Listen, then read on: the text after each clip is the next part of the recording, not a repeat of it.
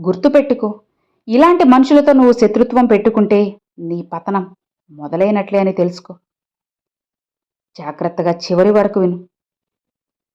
ఇలాంటి మనుషులతో నువ్వు శత్రుత్వం పెట్టుకుంటే జీవితమే నాశనమైపోతుంది. ఈ ప్రపంచంలో ప్రతి మనిషి ఒకేలా ఉండరు కదా. కొందరు నీ ఎదుగుదల చూసి సంతోషపడతారు, మరికొందరు నీ వెలుగును చూసి కాలిపోతారు. కానీ కొన్ని రకాల మనుషులుంటారు, వారితో శత్రుత్వం పెట్టుకోవడం అంటే స్వయంగా నీ చేతులతోనే నీ పతనానికి పునాది వేయడం. అయితే ఎవరు ఆ మనుషులు? వారితో ఎందుకని జాగ్రత్తగా ఉండాలి? వారితో శత్రుత్వం ఎందుకు ప్రమాదం? మొదటిగా, నిశ్శబ్దంగా దెబ్బ కొట్టే మనుషులు.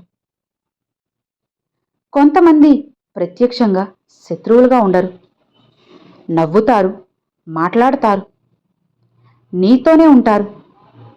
కానీ లోపల మాత్రం నీ మీద అసూయ, ద్వేషం, కక్ష ఇవి పెంచుకుంటూ ఉంటారు. వారితో శత్రుత్వం పెట్టుకుంటే వారు నీ ముందు యుద్ధం చేయరు, నీ వెనుక నుంచి నీ పునాదిని కూల్చేస్తారు. ఇక ఇలాంటి వాళ్లతో పోరాడడం అంటే నీ శక్తిని నువ్వే వృధా చేసుకోవడం. ఇక రెండవది, మాటలతో మనసు చెదరగొట్టే మనుషులు.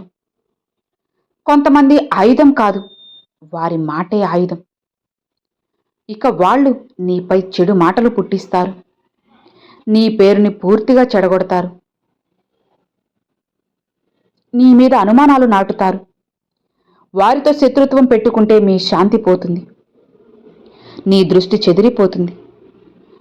శాంతి కోల్పోయిన మనిషి ఎంత ప్రతిభావంతుడైనా సరే చివరకు తన శత్రువుగా మారుతాడు. ఇక మూడవది, నీ సమయాన్ని, నీ శక్తిని పీల్చే మనుషులు. కొంతమంది నీతో గొడవ పెట్టుకోవడం ద్వారా నిన్ను ఎదగనివ్వరు.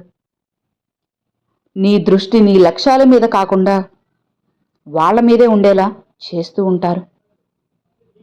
వారితో శత్రుత్వం పెట్టుకుంటే నీ సమయం వాళ్ళకే, నీ శక్తి వాళ్ళకే, నీ ఆలోచనలు కూడా వాళ్ళకే. ఇది నెమ్మదిగా జరిగే పతనం. కనిపించదు, కానీ ఖచ్చితంగా ఉంటుంది.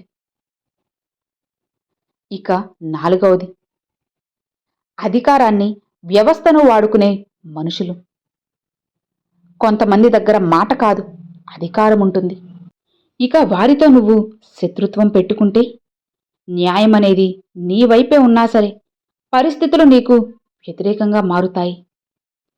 అలాంటి వాళ్లతో పోరాటం చేయడం కాదు, వారిని నువ్వు దాటుకొని ఎదగడం తెలివైన పని. ఇక ఐదవది, నీ స్థాయికి తగని మనుషులు. కొంతమంది నీ స్థాయికి చాలా దిగువన ఉంటారు. వారితో నువ్వు శత్రుత్వం పెట్టుకుంటే నువ్వే వారి స్థాయికి దిగివస్తావు. గుర్తుపెట్టుకో, గ్రద్ద ఎప్పుడూ కూడా కాకిని చూసి యుద్ధం చేయదు. అసలు విజయం అంటే ఏంటి? ప్రతి శత్రువుని ఓడించడం కాదు, అవసరం లేని యుద్ధాల్లోకి వెళ్ళకపోవడమే నిజమైన విజయం. కొన్నిసార్లు నిశ్శబ్దమే గట్టి సమాధానం, కొన్నిసార్లు దూరంగా ఉండడమే గొప్ప రక్షణ, కొన్నిసార్లు క్షమించడమే బలమైన ప్రతీకారం. నీ జీవితంలో శత్రువుల్ని కాదు, నీ లక్ష్యాల్ని పెద్దవిగా చేసుకో. అప్పుడే నీ విజయం నీకు తానే రక్షణగా మారుతుంది. ఈ లోకంలో ప్రతి యుద్ధం కూడా గెలవాల్సింది కాదు. కొన్ని యుద్ధాలు నిన్ను నాశనం చేయడానికి మాత్రమే అవి వస్తూ ఉంటాయి. ఆ యుద్ధాల్లోకి నువ్వు అడుగుపెట్టిన క్షణమే నువ్వు ఓడిపోయినట్లే. ఇక ఆరవది, నీ భావోద్వేగాలను నియంత్రించే మనుషులు. కొంతమంది నీ బలహీనతలను బాగా తెలుసుకుంటారు. ఏ మాట చెప్తే నువ్వు కోప్పడతావో, ఏ చోట నిన్ను గాయపరచాలో వాళ్ళకి బాగా తెలుసు. వాళ్లతో శత్రుత్వం పెట్టుకుంటే వాళ్ళు నీ మనసును తమ చేతుల్లో పెట్టుకుంటారు. కోపంలో తీసుకునే నిర్ణయాలు జీవితాన్ని వెనక్కి లాగుతాయి. నీ పతనం ఒక్కసారిగా కాదు, భావోద్వేగాల ద్వారా నెమ్మదిగా మొదలవుతుంది. ఏడవది, ఎప్పుడు తాము తప్పు అనుకొని మనుషులు. ఇలాంటి వాళ్లతో నువ్వు వాదనకు దిగితే నిజం నీ వైపే ఉన్నా సరే ప్రయోజనముండదు. ఎందుకంటే వాళ్ళకి గెలుపు కాదు, నీ ఓటమి కావాలి. వాళ్లతో నువ్వు శత్రుత్వం పెట్టుకుంటే నువ్వు నీ విలువను కోల్పోతావు. ఇక వాళ్ళు ఏమాత్రం ఏమీ కోల్పోరు. ఖాళీ పాత్రతో యుద్ధం చేస్తే నీ చేతులే అలసిపోతాయి. గుర్తుపెట్టుకో. ఎనిమిదవది, నీ విజయాన్ని భరించలేని మనుషులు. నీ ఎదుగుదల చూసి బావుంది అని చెప్పే ముఖాలు ఉంటాయి, కానీ లోపల మాత్రం ఎందుకు ఇతడే అనే మంట ఉంటుంది. ఇక వారితో నువ్వు శత్రుత్వం అనేది పెట్టుకుంటే నీ విజయం వారికి ఇంకా కూడా ఆయుధంలా మారుతుంది. వాళ్ళు నీపై దాడి చేయడం కాదు, నీ విజయాన్ని నీకే భారంగా మారుస్తారు. తొమ్మిదవది, బాధితుడి ముసుగు వేసుకునే మనుషులు. ఇలాంటి వాళ్ళు నీపై దెబ్బ కొట్టి చివరకు తామే బాధితులుగా నటిస్తారు. సమాజం ముందు నువ్వే తప్పు చేసినట్లు చూపిస్తారు. వారితో నువ్వు శత్రుత్వం పెట్టుకుంటే నీ పేరే చెడిపోతుంది. నీ మాట నమ్మేవాళ్లు తగ్గిపోతారు. నిజం ఆలస్యంగా బయటపడుతుంది, కానీ అప్పటి వరకు నష్టం జరిగిపోయి ఉంటుంది. ఇక 10వది, మారని మనుషులు. కొంతమంది ఎంత చెప్పినా మారరు. వాళ్ళ స్వభావమే వాళ్ళ గుర్తింపు. అలాంటి వాళ్లతో నువ్వు శత్రుత్వం పెట్టుకుంటే నువ్వే మారిపోతావు. కోపంగా, అనుమానంగా, అలసటగా మారని మనుషుల కోసం నువ్వు మారిపోవడం జీవితంలో అతిపెద్ద నష్టం.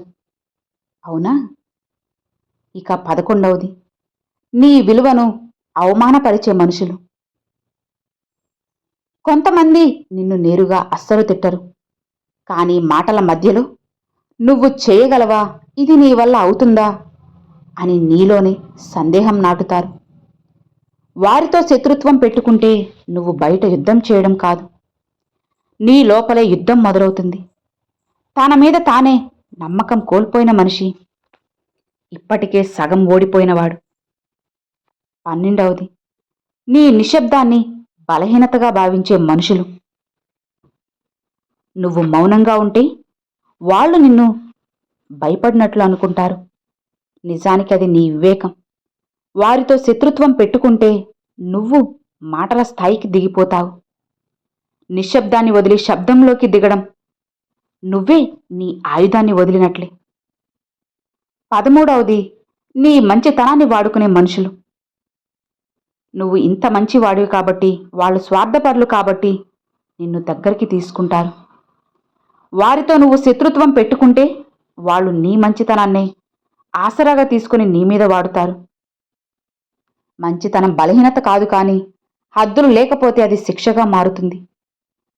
14వది, నీ గతాన్ని నీపైకే లాగికొట్టే మనుషులు. నువ్వు దాటి వచ్చిన తప్పులు, నువ్వు నేర్చుకున్న పాఠాలు, వాటిని వాళ్ళు ఆయుధాలుగా మార్చేవాళ్లుంటారు. వారితో శత్రుత్వం పెట్టుకుంటే నీ వర్తమానం కాదు, నీ గతమే నీ మెదడుకు బరువవుతుంది. గతాన్ని వదిలిపెట్టని మనిషి భవిష్యత్తును కట్టుకోలేడు. 15వది, నీ స్థిరత్వాన్ని కూల్చే మనుషులు. నీ జీవితం ఒక పద్ధతిలో సాగుతుంటే అది వారికి అసహనం కలిగిస్తుంది.